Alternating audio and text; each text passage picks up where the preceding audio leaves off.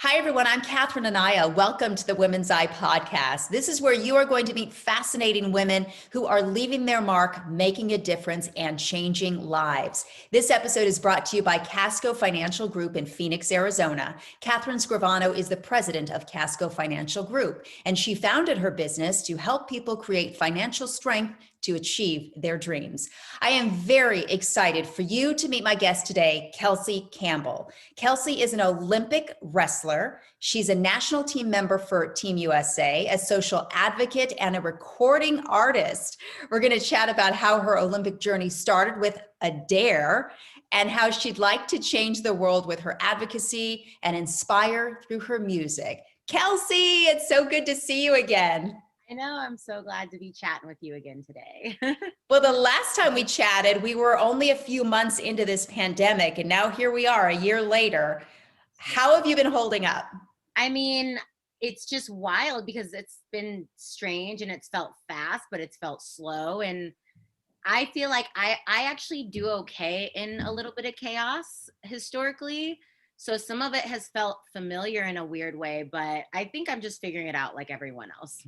Yes, it's a day by day situation for sure. We've learned a lot about ourselves in this last year. Did the setback with having COVID happen as you were training for Team USA to win gold at the Olympic Games in Tokyo? They were postponed because of COVID. How did that setback affect you? Where is your position now? Where do things stand in your life? So to be honest, when it happened, this isn't something I would have said publicly, but I felt it. I know other athletes felt it. Like some of us, when they decided to delay the Olympics, I was like, wow, like as an athlete, the one thing that you never get is time. You never get more time. You lose time. And so for me, and I just felt like I had so many things that I was just scratching the surface on. And when they told us to delay, I was like, wow, I have another year. Like at first, for me personally, I felt like it was like when you say when pigs fly, right? Like I felt Uh-huh. like, yeah, we're gonna get another year to prepare when pigs fly. And then like it got delayed and it was just, you can't make this stuff up. And so for me, I just was like, I'm gonna use this time and we're gonna figure it out. And we have a great group in Arizona. And I was training and I was very fortunate because I have stuff at my home and in Arizona we test regularly. So it was a safe place for us to train. And then it was completely my decision. But about 5 months ago, I was doing some promo work for some other projects I was working on. And I started to have these thoughts like I think this might be it. Like I think maybe I'm done wrestling or done competing. Mm-hmm. And you know, I always knew I was going to retire after Tokyo. So I mean it has been about that amount of time frame, but COVID really didn't impact that decision. I think it was just the time. It was just time. And so I didn't announce it. I told a couple of my close friends that are also wrestlers, and then when I was ready, I spoke with my closest coaches and my club, and I just didn't want to get influenced or talked out of it. I'm really big on making your own decisions and standing by them because that's what you can live with, right? And Yes. I just wanted this to be my decision. And so I ultimately decided, it's not that I didn't want to go win the gold, or I didn't, it's just I knew what I needed to do to accomplish that. And I don't know if I wanted to live that life anymore. I had Mm-hmm. been doing it for about 20 years. I had put off a lot of other things in order to pursue it. And I was just ready for the next phase, and I feel like it was the right decision. And I'm glad that it was my decision. So Mm-hmm. Well, I know personally when I've made big decisions, if they've been easy to reach, then I know in my heart that it's the right decision. Was this an easy decision for you to make, or did you really mull over it for quite some time? I really took some time. I was really thorough with myself, um, because with anything like that, with any big decision, it's kind of like you get back into it and you're like, oh, but I still like doing it. Am I really done? It was hard. But you just, sometimes when you just know. And it's not about, do I like it or not, or do I want to be with this person or not, or whatever it is, right? It's when you have those thoughts, you have to listen to yourself, and I think, with the pandemic and with people being kind of stuck with themselves, it's like I had to revisit like my instincts again, like what do I want to do? And so it was very hard. It was not an easy decision, but once I just admitted it to myself, it was pretty simple. Hmm. Well, before we talk about all these fabulous opportunities you have in front of you now and the direction your life is going, I want to just go back to when you started wrestling, because as I teased at the top of the podcast, you were 17 years old, a senior in high school, the only woman on the team. And that all started with a dare. I Yeah. love this story. Tell me a little bit about that. Yeah, I mean, I did a lot of sports in high school, and but I wasn't great at sports. I would say I was great at other things, and I was just a very hardworking athlete.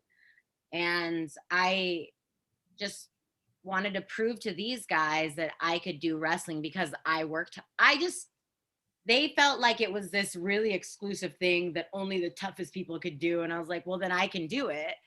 And I mean, obviously this was a long time ago, but I just remember one of the guys joking, you couldn't even probably last 2 weeks. And I was like, okay, done. And that was it. I was really, really trying to protect my pride and my ego. I was not trying to make a career out of it. I wasn't trying to do this for the long haul, and, but I think with when things happen in your life, and I look back, I'm like, how did I do this for 2 decades? When even if you're not choosing it, sometimes doors just open and you're not even looking. Like, you're like, I'm not even trying to walk out the door and it's like open. Like, I'm just sitting here and it's like, walk. Like, and that's how I felt about my career. Like, it was like that over and over and over. I'm telling you, like, the entire time that I competed, I wasn't even there were so many opportunities to quit or to do other things. There were so many, but then there would be all these opportunities like wrestling for Arizona State and moving to Colorado, things that somebody like me on paper would not have had the opportunity to do. And it just presented it. It's not that I didn't work hard and it's not that it was easy. It was just so obvious. So Well, I want to dive into that for just a little bit because you mentioned Arizona State University. You became the first female to wrestle for ASU, the 12th to wrestle for a men's D1 college team, and only the third female to win back-to-back Olympic trials in the USA for women's wrestling. I mean, you are a trailblazer. You've become a first. How has becoming a first influenced you then and now? I think I have then, it wasn't glamorous. Anytime you're going through something and you're breaking a glass ceiling, it doesn't matter what the industry is. Um, there's nothing glamorous about it. Nobody is writing. Yes, I mean, I think I got interviewed a couple times, but there wasn't even social media back then. Like, there was Facebook, but it wasn't used the way it's used now. And it was just not a really I didn't have time to ride this wave, right? I was trying to survive each practice and I was leaving every practice in tears, but I'm grateful for the experience because uniquely I experienced a team getting cut. And, a lot of people talk about Title IX. I was on the team and it got cut. I saw the team get reinstated. I just saw things that a lot of females don't ever experience. Like, we're the back end of the argument, but we're not in it, right? We're defending ourselves. And I'm like, I was on the team. It got cut. Like, Title IX protects no one or it protects all of us, right? But I think now looking back, I just have so much empathy and understanding, and really just I have a lot of respect for anybody that breaks any glass ceiling, like anybody that's the first to do something. I don't care what it is. When you don't have somebody telling you how to do it, there's no book, there's no it's like a lot of things in life, but I think we just really dismiss stuff that people just worked so hard before us to do, that we're just doing, you know? Mm. So I think I look at that, and it's helped me find my voice in everything going on this last year. And I'm like, you know what? You just have to speak up, and sometimes you just have to be that person. And you have to Well, decide if you want to be that person. and I think that you have become that person. It certainly comes through in the voice that you project through social media. And I'm glad you touched on social media because you are strong, you are inspiring, you are outspoken on social media when it comes to equality, racial justice, women's empowerment, creating change. Have you always considered yourself socially active, or was there someone or something that inspired your advocacy? I wasn't always like this. As a young athlete, as a young person, I was very quiet and I was very insecure. I would say most of my life I've been insecure. And even from a young age, I always knew that I wanted to be an advocate for certain groups just because of the way I grew up. But I think I've realized these, and I think too, like a couple years ago, and you know this, there wasn't always the platform that there is now. There just wasn't.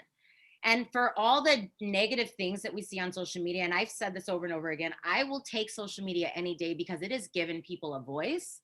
Not just okay, we can talk about racial inequality or gender inequality, but there's so many movements that are getting the coverage that they deserve because of social media. And yes, is there some negative things that come with it? Of course, but I'm just grateful that people are willing to, and I have my voice on my platforms. Those are my platforms. I don't bring that into my training. I don't bring that into my coaching. I don't bring that into whatever. Like there's a place for that and there's a time for it.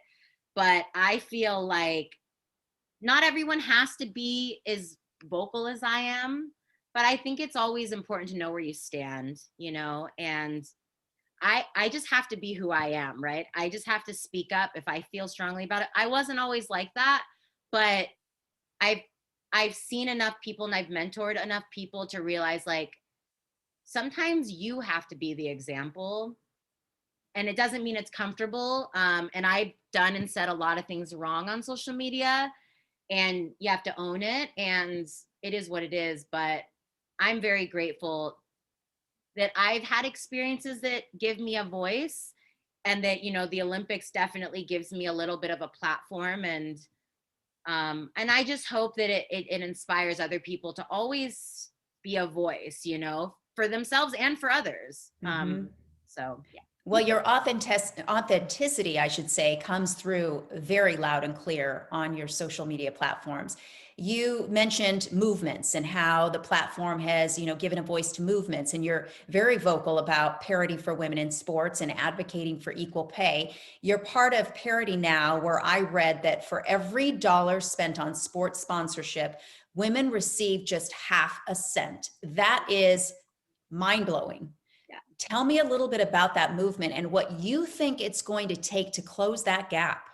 So to be honest, so when Parody, when they reached out to me, one of their athlete reps reached out to me, and I have teammates that are a part of it, that were a part of it. And I honestly, because of the era I'm from and because of what I've been through, I didn't take it serious. Like I joined the group, the organization, but I didn't really, I was just like, it's just another thing that they want athletes to be a part of. I really didn't take it serious.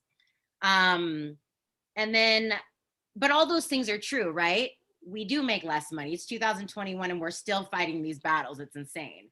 I heard during an internship when I was at eBay, one of my superiors said, men are rewarded for their potential and women are rewarded for their performance. Like, we have to show the work. Wow. And they just have to show the capability. And I've seen it over and over again. I agree with it. It's an opinion, but I agree with it. But I remember they reached out to me again, like a year or so after I had first joined, and they were like, "Are you interested?" And I was like, honestly, I just feel like it's another platform that says they're a voice, but they really just reach out to the big names. And I don't need to do that. I don't need my name on this. And they were like, that's the opposite of what we're trying to do. And they literally, and I'm not, wrestling is a blue collar sport. It's not a mainstream sport, but they were like, no, like we are trying to change that. And so I think it's just a great opportunity that gives women like me, just, I am just like every other person. I've done some cool things, but I've had to fight battles just like everybody else, for sure. And I think I've had people message me and ask me, what is this about? And I'm like, it's actually legit. Like they're finding ways for me to earn money as a female athlete. So that's what I can say about that. You know, we're all in a different space. And I just think that to answer your question, what will it take? I think it's going to take people speaking up. It's going to take us asking for what we want, demanding what we deserve. It's not going to happen being polite all the time. It's just not. I say this all the time to people. I'm like, you can't be so polite. There's a time for that. And it's not, when we're talking about equality, I don't know that that's the time to be polite, right? Everyone approaches things differently. Some people are like, I want a seat at the table. And I'm like, I want to build my own table. Like, that's how I am. Not everyone's like that, and that's okay. I think if we're all working to lift each other up, we're all going to get lifted up, and that's the most important thing. So I think people knowing their strengths and finding their voice and then doing that 100%, that is how we close the gap. Mm-hmm. Well, and I think when you're out there, somebody of your stature is out there and lending your voice to causes like this, it does give people a better sense of empowerment for using their own voice and maybe even just investigating the issue a little more and becoming more knowledgeable. So I commend you for that. And that's just one of the opportunities that has arisen for you in the last year. You mentioned that you're coaching now, which is fantastic.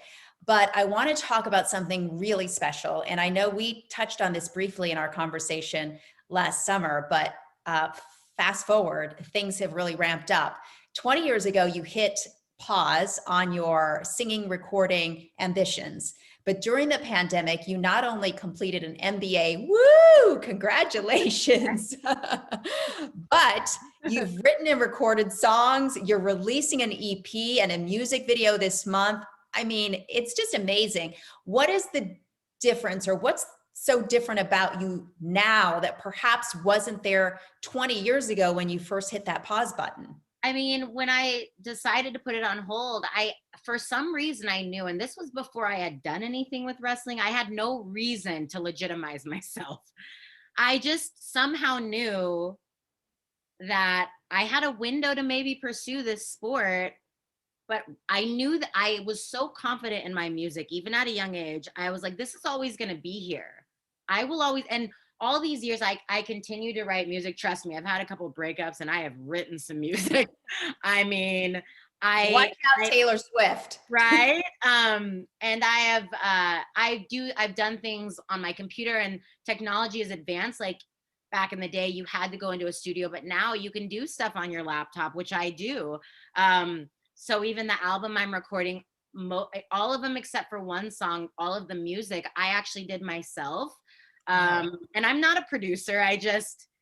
You just have to be resourceful when you're on a budget. And so yeah, I always knew music would be there. And then I think it was just organic, you know. I think I just was like, I'm gonna go after this. And I'm not the type of person that I couldn't pursue athletics and pursue music the way I needed to.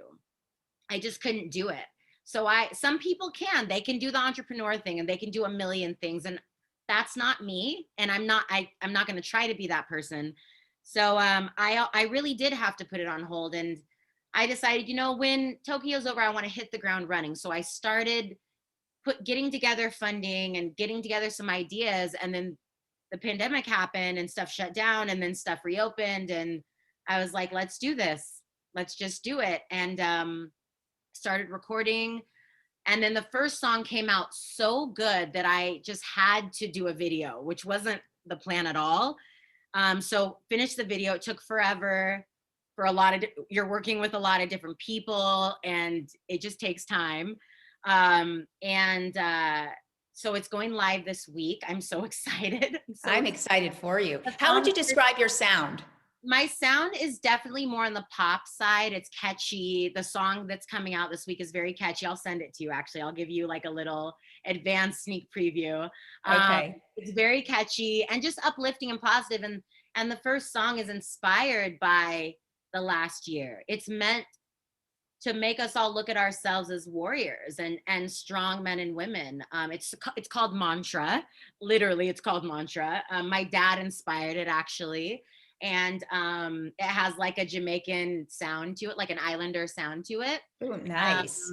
And so, yeah, like I'm just excited. I signed with a talent agency, and I love to perform, but I was very untrained coming into it. So I'm working with an acting coach, and there's a lot of different things happening for me. And then also coaching. I was asked to coach my teammate, and so I'm just trying to be myself in all of it. Some of it I know what I'm doing, some of it I don't have a clue.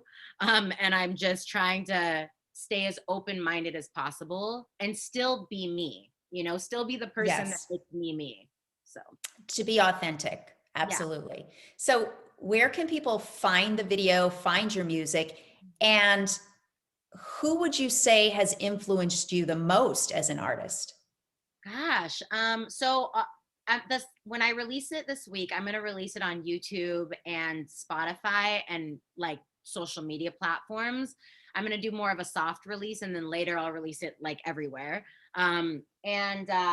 So it'll be easy to find. I'll have links up everywhere.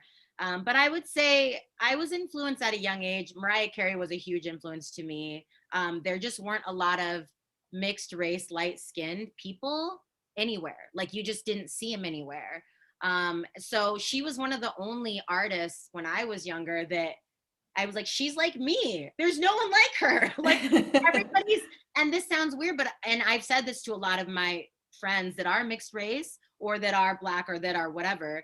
And I've said, I always felt awkward growing up because I wasn't just Black or white, or there was like, I didn't even have a box to check when they tell you what's your ethnicity, I always had to put other. So like she was a huge influence to me growing up because she was just like me. And then she's also a great lyricist. She writes her own music. And I think God just gave me I think God gave all of us that influence as songwriters and singers, and she's been huge. I've had many influences over the years, but she's definitely been the main one musically. Well, and now she's written her memoir, and she talks exactly about what you talked about growing up, what it was like for her. I'm reading it. Actually, I'm almost done with it. It's crazy because I'm like, wow, these are all things I just assumed, and I'm reading it and I'm like, wow, it's true. Like I could have written this, like it's pretty wild, actually. Well, I think she's fabulous, so I can't think of anybody better for, to be an example for you. And speaking of examples, my final question, what example do you hope to be for young girls and women who dare to dream and perhaps become a first like you? I think two things. Trust yourself. Like you're not always going to be right, but nobody knows what you think and feel, and you might bring something to the world that no one else has. You have to trust yourself. You be inspired by people, but know who you are. You have to figure that out. And it's hard because the world talks you out of it. Don't get talked out of it. Don't get talked out of who you are. So I think that, and then I think just, I think those two things. I think trust yourself and don't get talked out of things that inspire you. That's what I would say, because everyone's path's different. I don't think my path works for everyone. I don't think my approach works for everyone. And thank goodness, it's a big world. We need people to be passionate about animals and the ocean and the environment. And we need people to be passionate about the panda bears. I just saw a documentary on this. We need Ashton Kutcher to be a great actor and also an advocate against trafficking. We need that. We don't need everybody to be wrestlers. Okay. We don't need everybody to write songs. We need people to be different, and we got to embrace that. And I think when we don't get talked out of that, when we trust ourselves as world changers, as innovators, that's when we can bring something new to the world that you don't know. You might be the Mariah Carey to some Kelsey out there, you know, like you might be that one person that they see. They're like, you're the only person that I've ever related to. And that you might be the person when they're at home in their dysfunctional environment and everything is bad and they have no reason to hope. You might be like the one hope that they have. So but we can only know that and find that when we are honest with ourselves and we really embrace who we are. And that doesn't mean grow, and that doesn't mean don't learn, but we have to start with ourselves. We can't start being somebody else. We have to be us. So that's what I would say. Beautiful, wise words, and so, so very true. Thank you, Kelsey. You are just such an uplifting voice in our community on social media, and I appreciate you. So thank you so much for joining me on the Women's Eye podcast. Thanks for having me. By the way, you can learn more about Kelsey Campbell by going to our website, which is thewomenseye.com. I also want to let you know that the Women's Eye has a book. Yes, it's called 20 Women Changemakers. You can shop for it wherever you buy books and at changemakersbook.com. Kelsey, thank you so much. You are beautiful inside and out, and I appreciate you. Thank you. That's going to do it for this episode of the Women's Eye podcast. Thank you so much for joining me. I'm Catherine Anaya. Until next time, it's the world as we see it.